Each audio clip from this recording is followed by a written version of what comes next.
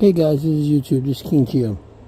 Before we go any further, if any of you guys and girls wants to put in a video of how great your mom is, or whomever that person you think is great, please let me know, and I would upload it up to my video.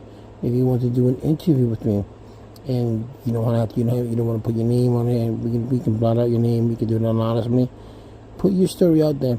Let that special person know how much you mean to him or her, on this Women's Day, on the month of the woman, how much they have inspired you, or you, young lady, how much that mother or that aunt or that person, the teacher, has inspired you to become the person that you are today.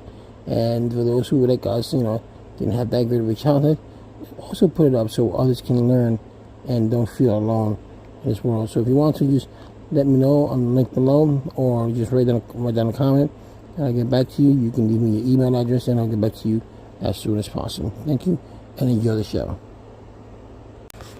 Hey, what's up, YouTube? This is your host, King Gio. As I was reflecting back, we are in March, and March is the month of the woman. The women who triumphed, and women who have overcome adversities. And we don't give these women a lot of attributes, and we don't give them a lot of accolades, because society has them as second-class citizens, which is a shame, because if you look at history, women have contributed to this history and to any history, whether it's here in the United States or around the world. But we've also known that throughout history, every successful man has a woman besides himself, right? And so I'm going to take this moment, and I'm going to tell you the history of the woman who I admire the most, and who I consider her my hero, and that's my mom. My mother was born in Puerto Rico back in the 1950s, 1950 to be exact, and she had 10 brothers and sisters, and my grandfather at the time was an alcoholic. My grandmother was an abusive woman who smoked a lot, who died at a very young age of 41 I think it was, of cancer. I'm leaving my grandfather alone. And my mother was the smallest and the youngest of the family. They call her Chavita because she was like a penny. That's what my grandfather called her. But she had 10 other siblings. One passed away at a young age, so there were left. 9 of them were left. I think one of the youngest just passed away a few days ago. And, my condolences to him.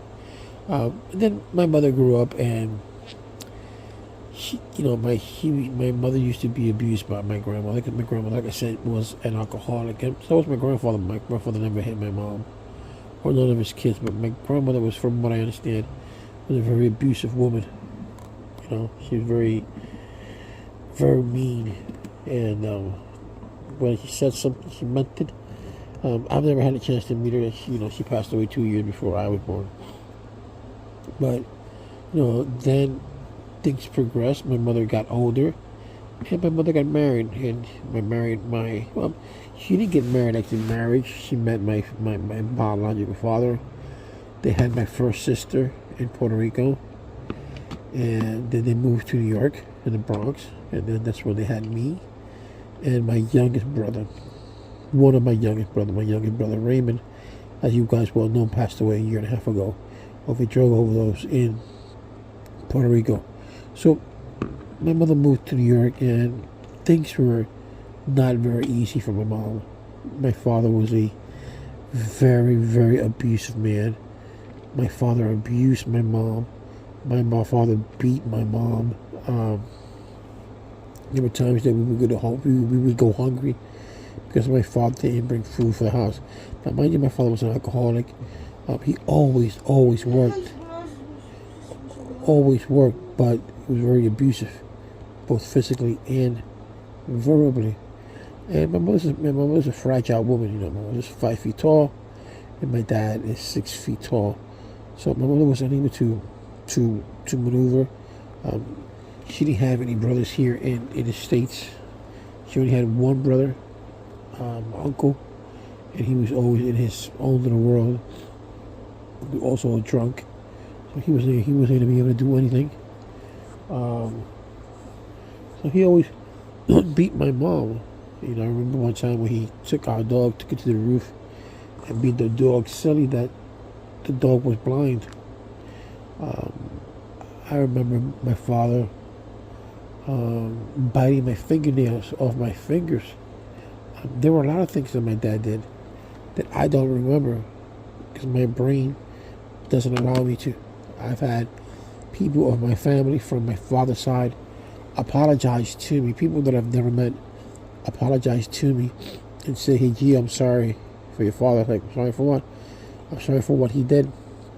And I said, okay, I don't even remember what he did. I don't ask. Because if my mind doesn't remember and it was that bad, then I don't want to know, I've gone to psychiatrists because, when you get HIV, they give you a psychiatrist. And I spoke to my psychiatrist and one recommended, you want to go under hypnosis to find out. I'm like, no. If my mind has suppressed it so much that I don't want to bring something that I don't remember. If it's that bad, then let it stay there. Let it stay stuck in there.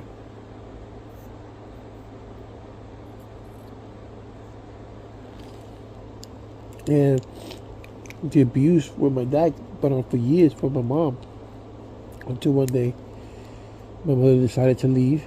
She slept in an abandoned building for a few days in the Bronx.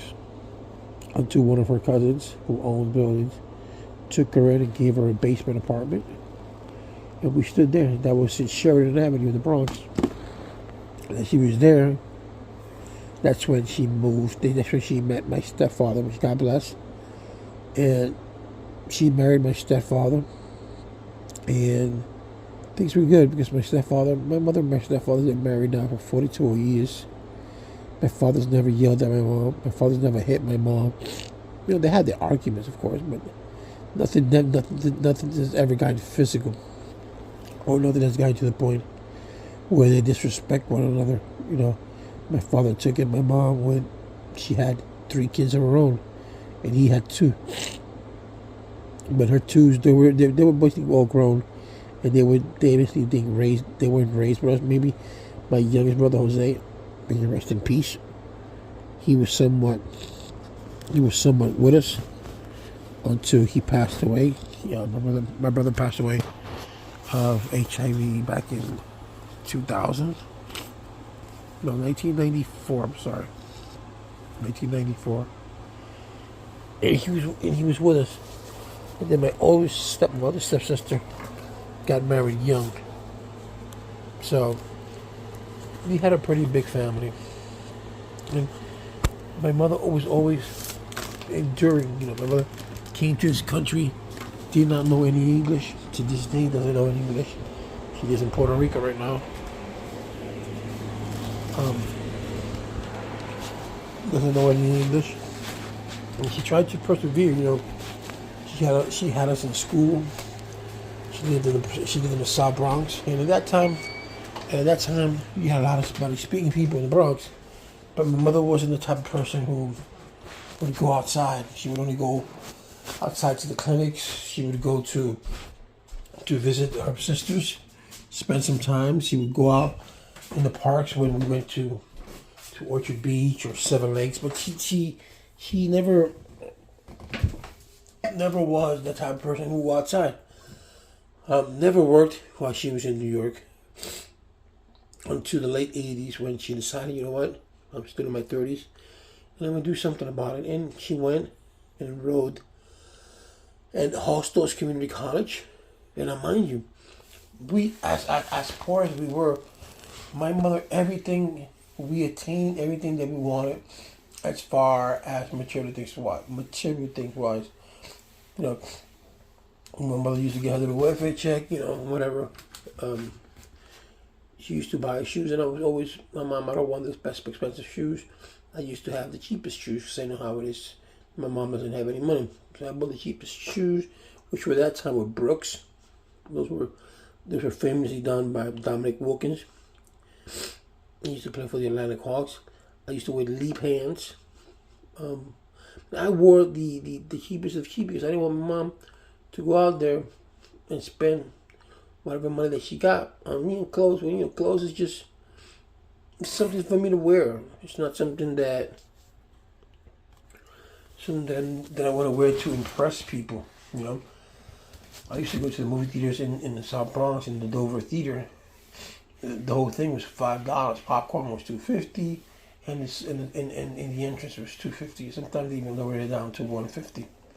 So my mom decided to enroll in Horse Hills Community College, and I was proud of her because she's in her 30s. She got 3 kids at home she's raising, and she got her GED. She learned a little bit of English. She got her GED, and then she went into nursing school, and she became a nurse. And I was real proud of her. I'm like, okay, Mom, you see, you can do this. You can do this. Age is just a number.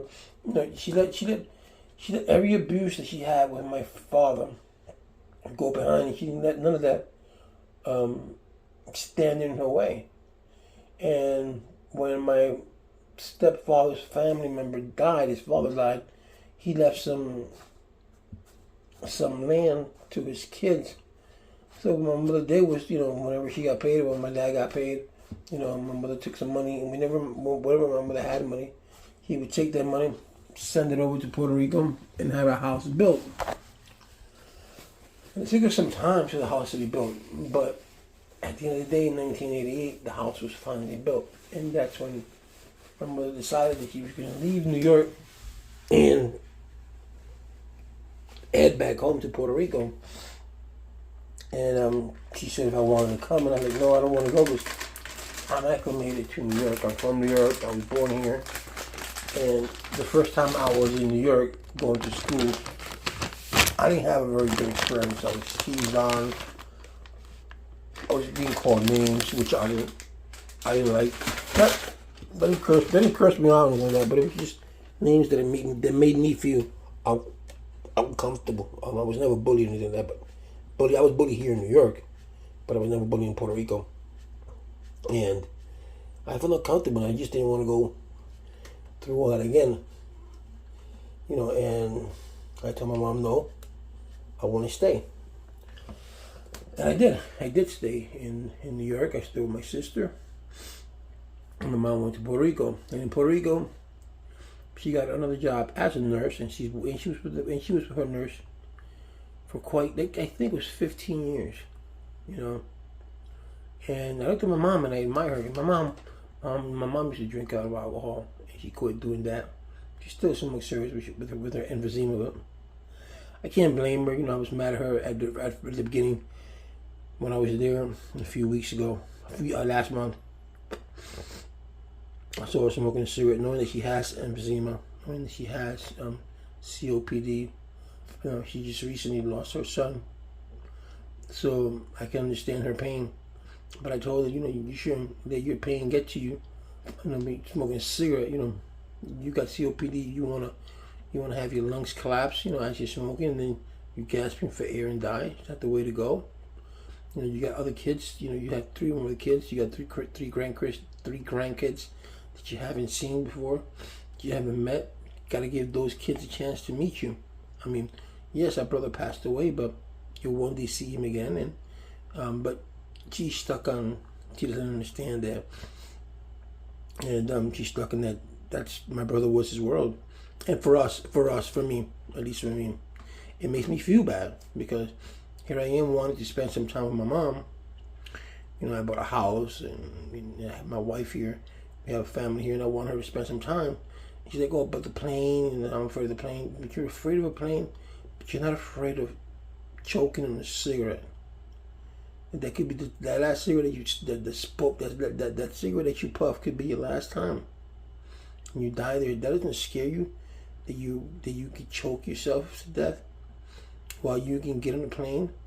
And probably of it going down is slim, and you can get there and you can see your family, you can see your kids, you can see your grandkids, and you can enjoy life. You could fly for free, and yet you stay stuck here because You're still living in the past. And I told my mom, I know it hurts, but you have to move on. But she chooses not to, which hurts me. Which hurts me because my brother passed away a year and a half ago, and I don't know how it is to deal with the death of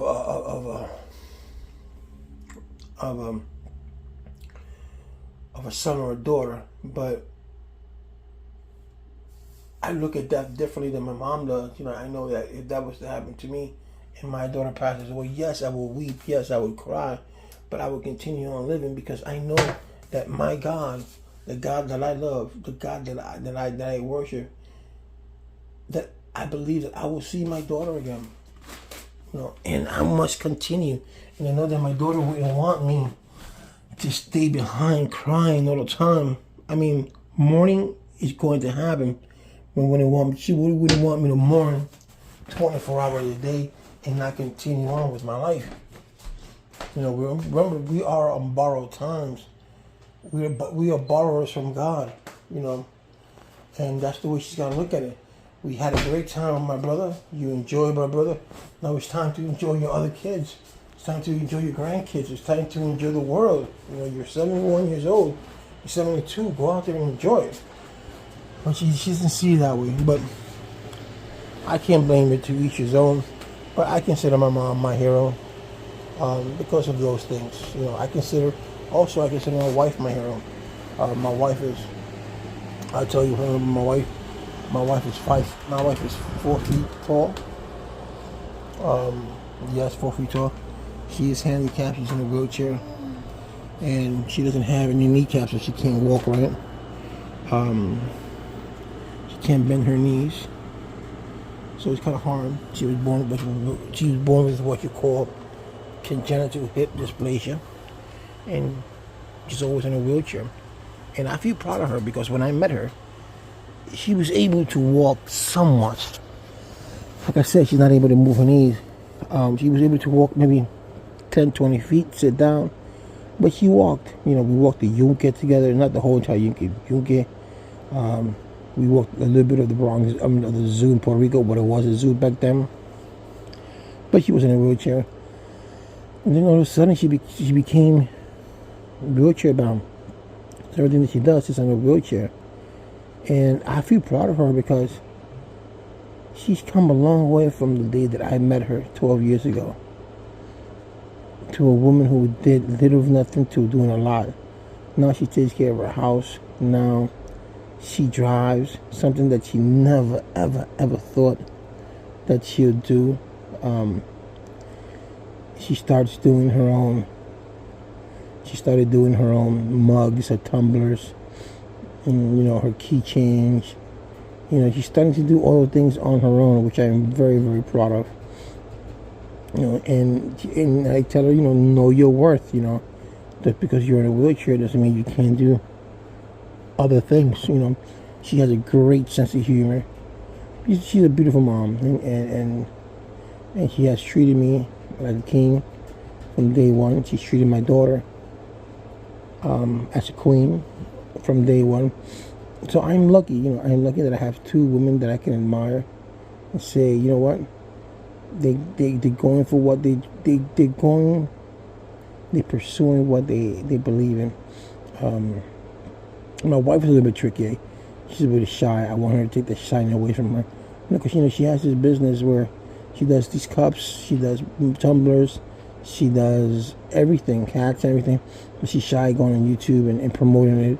She's shy to go outside to promote it and stuff like that because she's in a wheelchair and she doesn't want people to laugh at her. You know how people are. And I'm not like that. I'm an extrovert. So I'll go out there and I'll promote her whenever I can. When I was in Puerto Rico earlier on, I promoted her. But promotion is hard. A lot of people are not going to take keen to it. But that doesn't mean that I'm not going to try. I'm going to stop trying. I wish that I can give my wife even more. We bought this house, and I would like to do the kitchen to her size, so she doesn't have to be getting up and down. I would like to remodel some of it so she can feel more comfortable in it. I want to make it something for her. And I only work with an airline, and my airline only pays me so much. I pay the mortgage on my own, and there's not much I can do in hand-wise because I'm not construction savvy. I have psoriasis, arthritis, which prevents me from holding a hammer right, and so it becomes frustrating. But I try to do the best that I can when I hire people to do certain things. I try to learn from them. I just put on the floor yesterday and I learned how the person did it. So those are the things that I'm trying to do, but it's hard. It's hard when you have arthritis. But these two women are the women who I admire the most. I can even go further. Even I admire my sister, who she's older than I am, who has gone through a lot. And I don't want to talk too much about my sister because that's a story that she has to tell you. But she has been through a lot. She has persevered. She has a bachelor's degree, and she's a great mom. She also had her son passed away a few years ago, but she has a little temper, but she is a great mom who loves the children and who will do anything for her children, and that's the important part. That I think that our children acknowledges that the things that we do for them is not to benefit us, it's to benefit them. It's for them to become better citizens for tomorrow. And that's what being a parent is all about, right? Especially if you're a single mom. You want to do the best that you can so that your son doesn't have to struggle, so that your son or daughter doesn't have to make the same mistakes you do. Mistakes will be made, but with the lesson that mom and pop taught them, in this case, mom, the pain will be less. The struggle will be less. The climb will be less. So if my mother had that perseverance to do it, and my sister had the perseverance to do it, then there's nothing stopping any of you women to doing what you need to do to better yourself. If you say that you're too old to study, no, you're not too old to study. If you're in a relationship and you can't get out because you say you can't get out because he loves you or you love him, there is time to get out. It's better to get out to regret than to get out dead. So if you're in a relationship that you cannot get out, find a way, walk away. Don't tell nobody that you're going to leave. Just leave. Talk to local agencies to help you. You don't need to be in an abusive relationship, whether it's verbally or physically. And always know your worth. Know how much you are worth. Whenever you're going to do a job, make sure that you do it right, but that you know that if you ask for $20 or $30 an hour, that's because you know the job, you know the skill, you know what to do, you studied it, or whatever the case may be. You've been doing it for years. Know your worth. Don't let anyone tell you any different, that you're less than a man. No, you're equal as a man. God created us all equal, remember that. So no man is bigger than a woman is not bigger than a man. A woman can do anything a man can do. Anything. So, for all you young ladies out there that have this young mom who's struggling, who's doing the best that you can they're doing the best they can for you, go out there and help your mom out. Clean the house. Do the chores. It'll give her less things to do on her entire day. And it gives you discipline, so when you get older and you get your own home, you can do the things that you need to do because mom already taught you. So to all the women out there who I've never met, but I can say I'm proud of each and every one of you for each of your achievement that you have accomplished, and for all the women out there who are going to accomplish your achievement, I want to say congratulations. Move forward.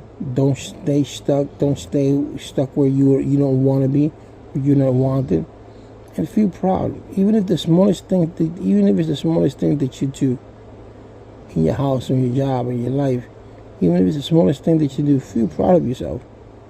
No matter how small it is, feel proud of yourself. And with that said, I wish each and every one of you the best in the month of women, and in the years to come, that your vision, your dream will become a success. God bless.